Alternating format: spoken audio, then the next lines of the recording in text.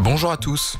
Avant de répondre à cette question, il faut savoir qu'en aviation, l'altitude s'exprime en pieds et non en mètres. Exception faite pour la Russie par exemple, qui en dessous d'un certain niveau utilise les mètres pour désigner les altitudes. Et pour rappel, un pied égale 30 cm. Qu'il soit court courrier, moyen courrier ou long courrier, les avions de ligne à réaction volent en général entre 30 000 et 40 000 pieds. Les avions de ligne régionaux à turbopropulseurs, eux, volent plutôt entre 17 000 et 25 000 pieds. Pour les avions de ligne à réaction, l'altitude maximale est en général de 41 000 pieds pour le Boeing 737, les bombardiers CRJ ou l'Airbus A330 par exemple, et jusqu'à 43 000 pieds pour les plus récents comme l'A380, le Boeing 777, l'Airbus A350 ou le Boeing 787, aussi appelé Dreamliner. À ce jour, aucun avion de ligne ne vole plus haut.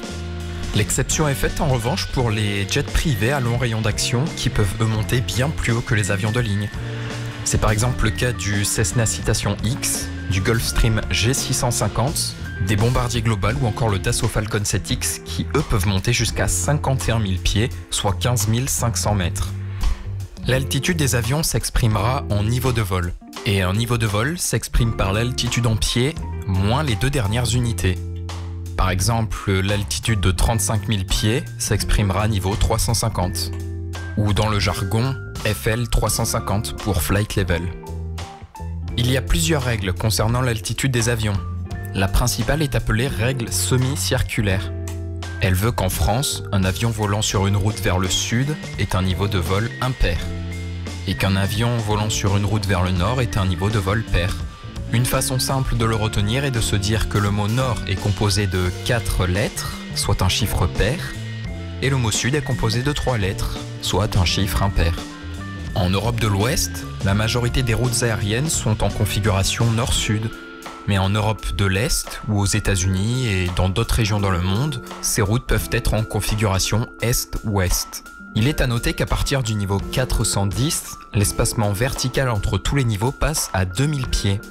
Les niveaux impairs passent donc à 450 et 490, alors que les niveaux pairs passent à 430, 470 et 510. Et vous l'aurez donc compris, les niveaux 420, 440, 460 par exemple n'existent pas, et vous ne verrez jamais aucun avion voler à ces niveaux-là. Il y a maintenant plusieurs facteurs qui influent sur l'altitude des avions.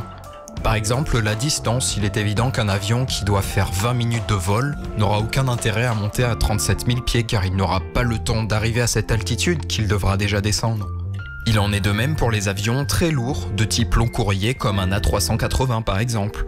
S'il doit parcourir 15 000 km, il ne pourra pas monter au niveau 410 dès le début, il sera beaucoup trop lourd. Il volera par exemple à 34 000 pieds et montera progressivement au fur et à mesure qu'il brûlera son carburant et qu'il se sera allégé. Enfin, on retrouve le facteur météo. Il arrive qu'à certaines altitudes, les conditions soient plus défavorables, comme des turbulences par exemple. Dans ce cas, les pilotes pourront demander au contrôleur aérien de changer d'altitude pour le confort des passagers. Cette vidéo est maintenant terminée.